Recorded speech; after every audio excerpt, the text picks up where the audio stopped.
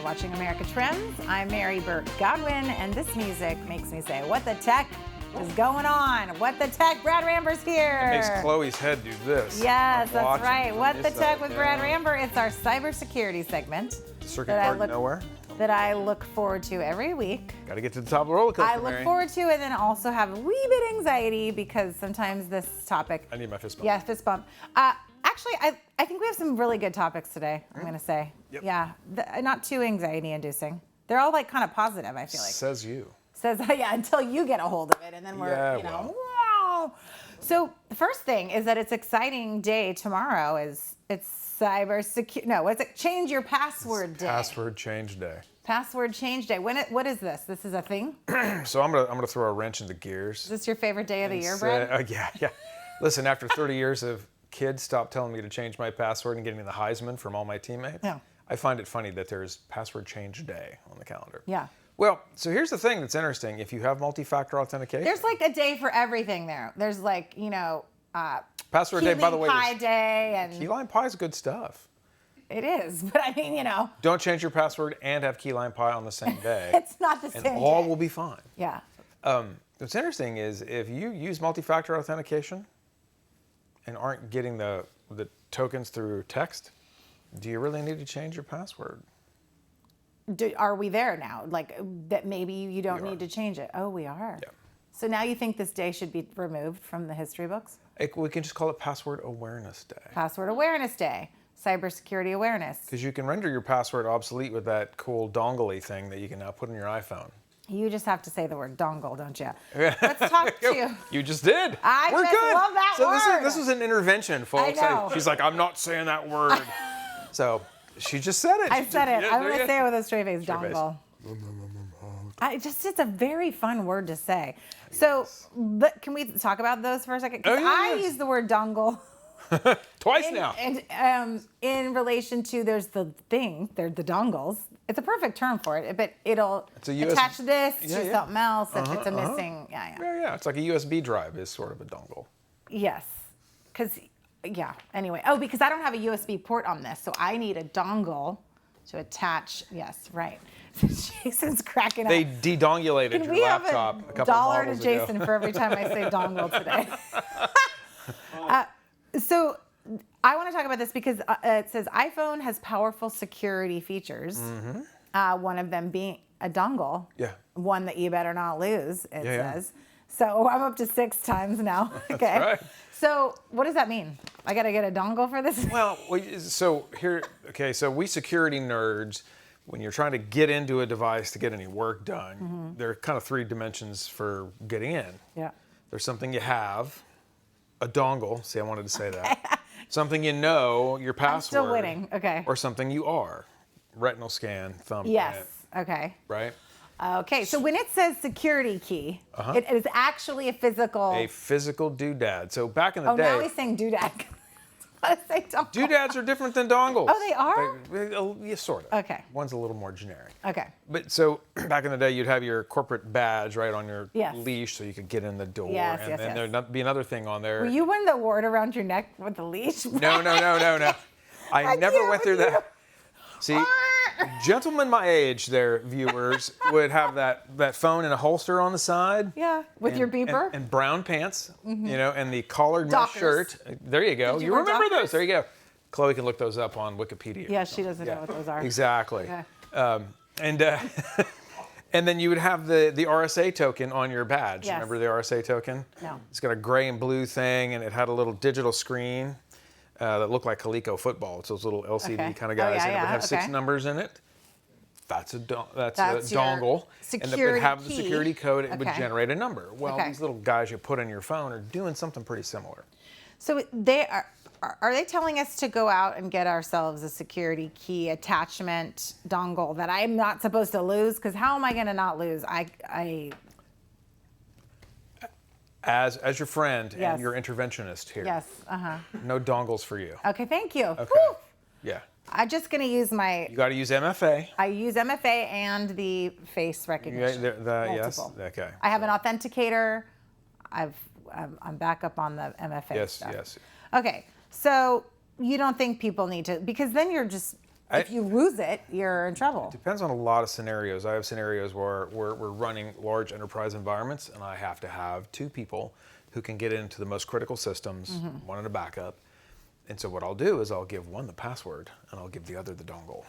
Oh. Because if you have 2 people that have to get together to do something, it's much less likely shenanigans are happening. Okay, speaking of shenanigans, this is a perfect segue to our next topic. I don't know if you saw this, because I found this one and I sent it to you. Social media manager.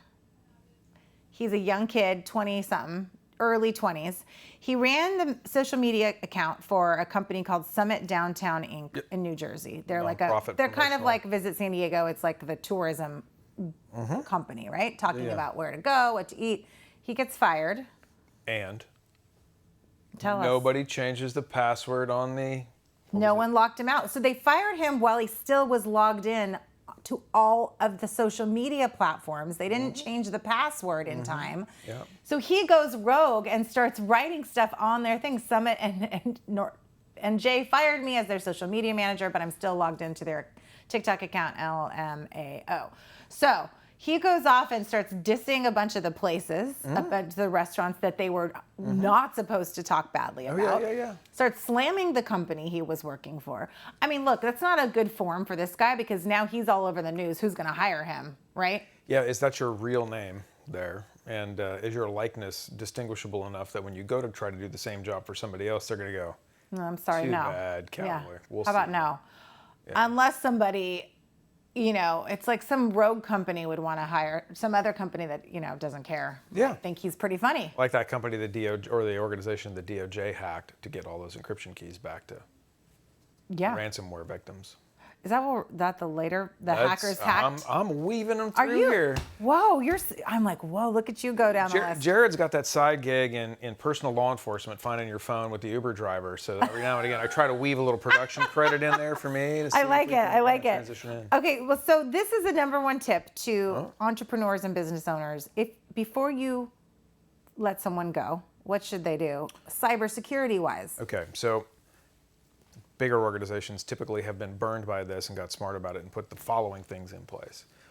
When somebody is being let go involuntarily, you turn their access off for everything logically before you sit down with them and say, bring your laptop. And so, hey, listen, we're done.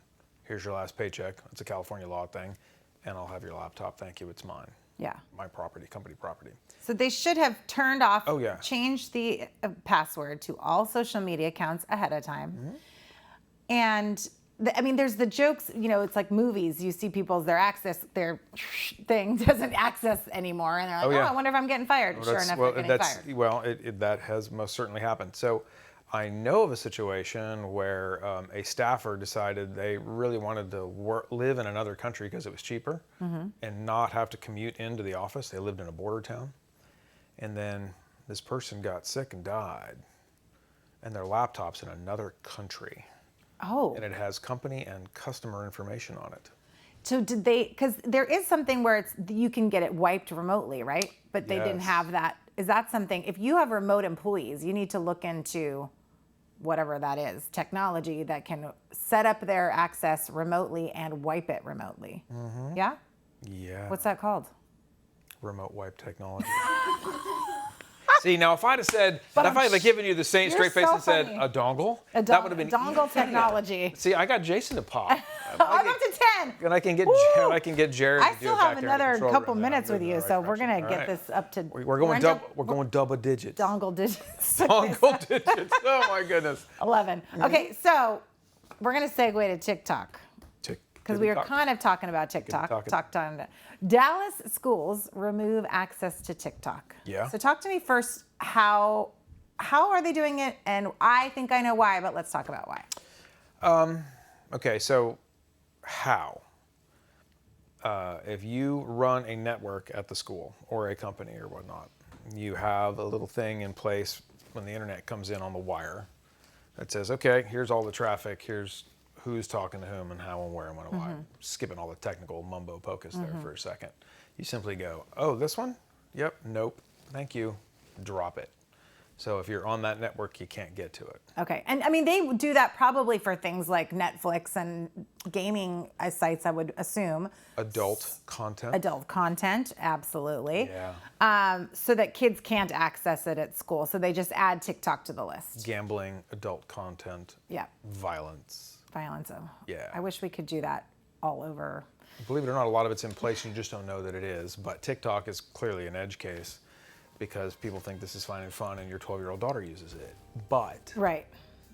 But it's dangerous. Okay, we've got to take a break. So stick around because we've got lots more fun stuff about hackers and dongles. Dongles. Coming up right after this break, we're talking to Brad Rambur, our cybersecurity expert, for what the tech is a dongle.